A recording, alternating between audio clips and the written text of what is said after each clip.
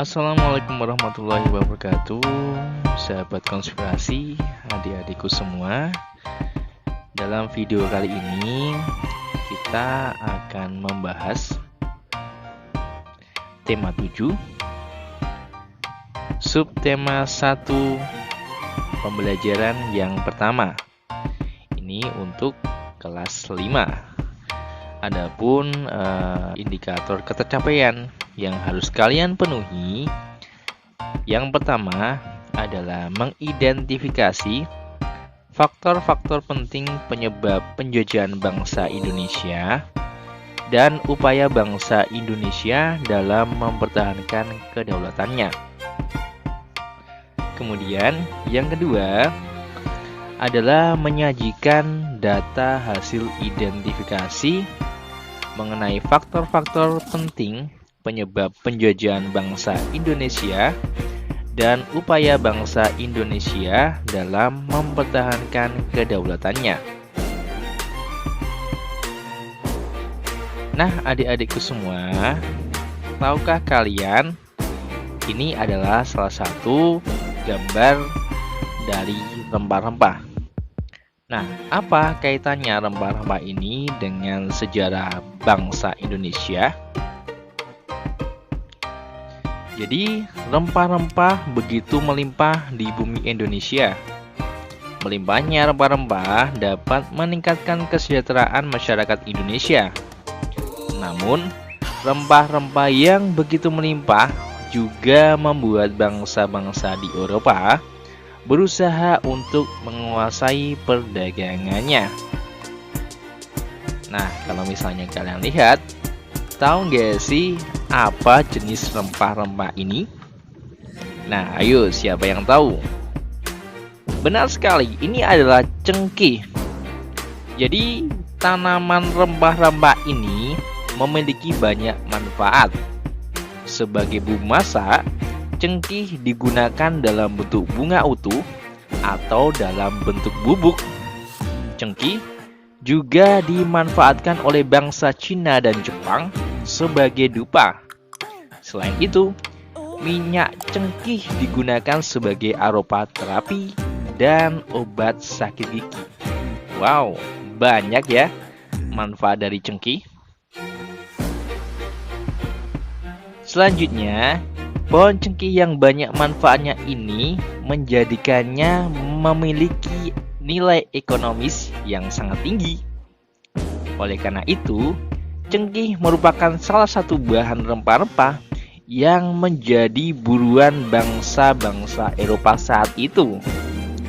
Hal inilah yang memicu terjadinya penjajahan di Indonesia. Jadi, sahabat konspirasi, salah satu penyebab ataupun faktor kenapa bangsa Indonesia dijajah oleh bangsa Eropa pada waktu itu adalah karena banyaknya rempah-rempah. Oke, selanjutnya kita akan membahas awal kedatangan bangsa-bangsa Barat ke Indonesia. Jadi, pada masa pemerintahan kerajaan-kerajaan Islam di Indonesia, datanglah bangsa-bangsa Eropa yang mengadakan pelayaran samudra. Kedatangan orang-orang Eropa di Nusantara awalnya disambut baik oleh bangsa Indonesia. Namun, ketika orang-orang Eropa itu berusaha menguasai Nusantara, mereka mendapat reaksi keras berupa perlawanan-perlawanan di berbagai daerah. Selanjutnya, peristiwa kedatangan bangsa Barat. Ya, jadi awal ataupun akhir abad ke-15, bangsa Eropa berusaha melakukan penjelajahan samudra. Bangsa Eropa yang pernah melakukan penjelajahan dan penjajahan di Indonesia dimulai oleh bangsa Portugis. Kapal mereka pertama kali mendarat di Malaka di tahun 1511. Selanjutnya adalah bangsa Spanyol yang mendarat di Tidore Maluku di tahun 1521. Kemudian disusul oleh bangsa Inggris dan bangsa Belanda. Kapal-kapal Belanda pertama kali mendarat di Pelabuhan Banten di tahun 1596. Jadi, bangsa-bangsa Eropa yang pernah menjajah bangsa Indonesia itu ada 4 ya. Yang pertama, Portugis, kedua Spanyol, ketiga Inggris, dan yang terakhir adalah Belanda. Oke, selanjutnya faktor-faktor pendorong penjelajahan samudra. Apa sih yang mendorong bangsa-bangsa Eropa untuk menjelajahi samudra yang ada di dunia? Yang pertama adalah adanya keinginan mencari kekayaan atau gold. Nah, kekayaan yang mereka cari terutama adalah rempah-rempah.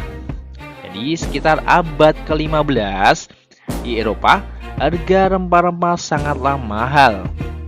Harga rempah-rempah yang mahal ini bahkan semahal harga emas pada waktu itu.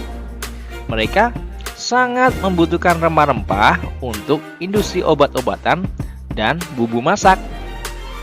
Kemudian, yang kedua adalah adanya keinginan menyebarkan agama atau gospel. Nah, selain mencari kekayaan, bangsa Eropa juga membawa misi khusus. Misi khusus tersebut adalah menyebarkan agama kepada penduduk daerah yang mereka kuasai. Tugas mereka ini dianggap sebagai tugas suci yang harus dilaksanakan ke seluruh dunia. Dan tugas ini dipelopori oleh bangsa Portugis waktu itu. Selanjutnya, faktor yang ketiga adalah adanya keinginan mencari kejayaan atau glory. Nah, di Eropa ada suatu anggapan bahwa apabila suatu negara mempunyai banyak tanah jajahan, negara tersebut termasuk negara yang berjaya. Dengan adanya anggapan ini, negara-negara Eropa berlomba-lomba untuk mencari tanah jajahan sebanyak-banyaknya. Dan salah satunya datang ke Nusantara ini. Kemudian, faktor yang terakhir kenapa bangsa Eropa menjelajahi samudra yang ada di dunia adalah karena perkembangan ilmu pengetahuan dan teknologi. Jadi, ilmu pengetahuan dan teknologi pada waktu itu di Eropa berkembang cukup pesat. Beberapa hasil dari teknologi dan ilmu pengetahuan mereka, di antaranya dikembangkannya teknik pembuatan kapal yang dapat digunakan untuk mengarungi samudra luas. Kemudian yang kedua, ditemukannya mesiu untuk persenjataan, dan yang terakhir ditemukannya kompas. Nah, sahabat konspirasi, kita akan berlatih di evaluasi 1 terkait dengan kedatangan bangsa barat. Ada 6 buah pertanyaan. Ayo, kira-kira apa sih jawabannya? Pertanyaan yang pertama, siapa yang dimaksud dengan bangsa barat? Nah, kira-kira siapa sih bangsa barat itu? Jadi yang disebut bangsa barat itu adalah bangsa-bangsa Eropa, yaitu Portugis, Spanyol, Inggris, dan Belanda. Pertanyaan kedua, apa faktor yang melatar belakangi bangsa barat melakukan penjajahan di Indonesia? Nah, kira-kira apa sih jawabannya? Nah, faktor yang menjadi latar belakang bangsa barat melakukan penjajahan di Indonesia itu karena ingin menguasai negara penghasil rempah-rempah. Salah satunya adalah Nusantara, Indonesia tercinta kita. Kemudian, kapan bangsa barat mulai melakukan penjelajahan samudra? Bangsa barat mulai melakukan penjelajahan samudra itu di tahun 1511. Pertanyaan keempat, di mana bangsa Barat pertama kali mendarat di Indonesia? Ayo, kira-kira di mana? Di Jawa, Banten, Kalimantan, atau Sulawesi? Nah, ternyata jawabannya adalah Tidore dan Maluku ya, teman-teman. Selanjutnya, mengapa bangsa Barat melakukan penjelajahan samudra? Jadi sudah saya sebutkan ada beberapa faktor ya. Nah, ini dia jawabannya. Yang pertama adalah mencari kekayaan. Yang kedua, menyebarkan agama. Yang ketiga, mencari kejayaan. Dan yang terakhir, karena perkembangan iptek yang cukup luas. Dan yang terakhir, pertanyaan ke-6, bagaimana kondisi rakyat yang mengalami penjajahan? Kira-kira gimana sih keadaan mereka? Apakah mereka bahagia? Mereka senang? Sedih? Atau jangan-jangan mereka berterima kasih? Nah, jawabannya adalah tentunya rakyat yang mengalami penjajahan mereka adalah sangat-sangat menderita. Oke, itu sahabat konspirasi terkait dengan kedatangan bangsa Barat ya. Nah, selanjutnya kita akan membandingkan 3 bangsa Barat yang datang ke Indonesia.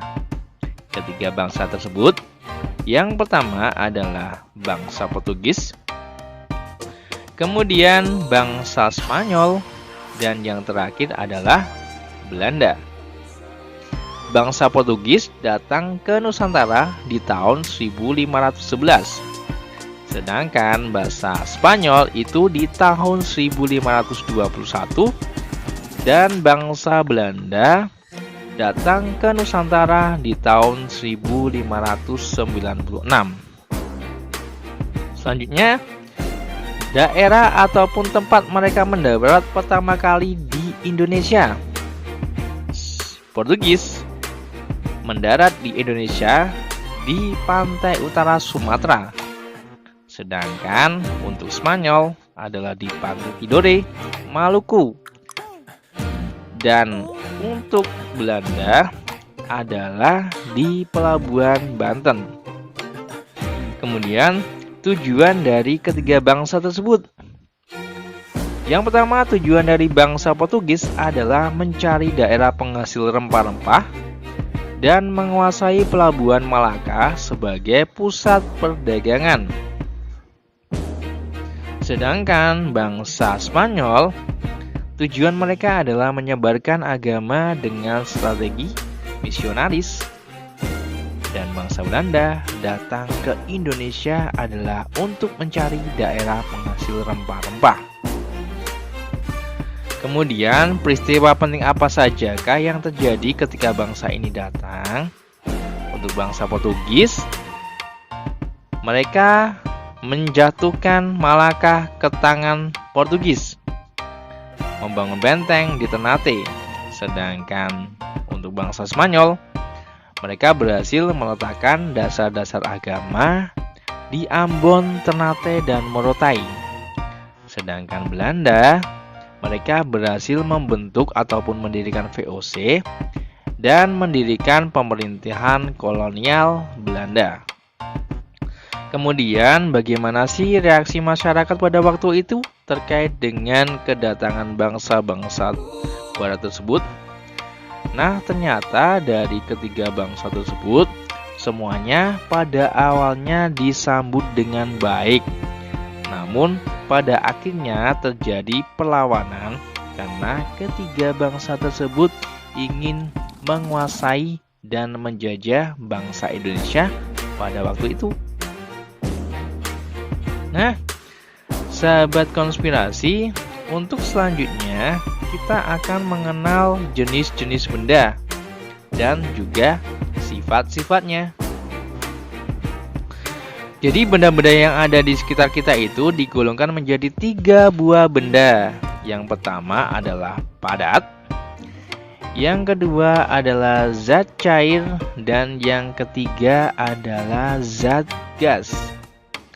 Nah, kita akan mempelajari satu persatu dari sifat-sifat zat benda tersebut. Oke, sifat benda yang pertama yaitu zat padat. Bagaimana sih sifat-sifat dari zat padat? Nah, ini dia. Sifat zat padat ada beberapa. Yang pertama adalah bentuk dan volumenya tetap, kemudian tidak mengikuti bentuk wadahnya, dan yang terakhir dapat berubah bentuk dengan perlakuan tertentu, misalnya dipanaskan, mengalami pelapukan, dan diberi tekanan tinggi. Nah, contoh dari zat padat sendiri adalah yang pertama batu bata, yang kedua adalah batu, dan yang ketiga adalah kayu. Dan tentunya masih banyak lagi contoh dari zat padat di sekitar kamu. Kemudian zat yang kedua adalah zat cair. Untuk sifat-sifat zat cair itu sendiri, yang pertama bentuk mengikuti bentuk wadahnya, selalu memiliki permukaan datar, pergerakan ke segala arah dari tempat yang tinggi ke tempat yang lebih rendah, memiliki sifat kapilaritas, dan yang terakhir adalah menekan ke segala arah. Nah, contoh dari zat cair itu sendiri, yang pertama adalah air, kemudian minyak, dan yang terakhir adalah kecap. Dan zat yang terakhir adalah zat gas. Sifat-sifat dari zat gas ini hampir mirip dengan zat cair, tapi mereka memiliki perbedaan yang sangat mencolok. Yang pertama, memiliki bentuk yang tidak tetap. Yang kedua, mengikuti bentuk dari wadahnya. Yang ketiga, mengisi seluruh ruangan yang ditempatinya, menekan ke segala arah, dan zat penyusunnya sangat berjauhan. Nah, apa sih contoh dari zat gas ini dalam kehidupan sehari-hari?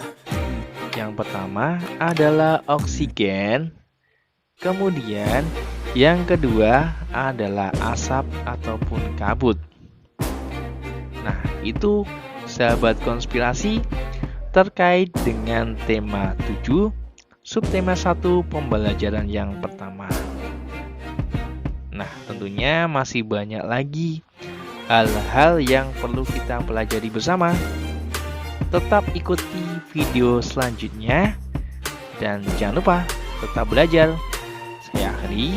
Wassalamualaikum warahmatullahi wabarakatuh.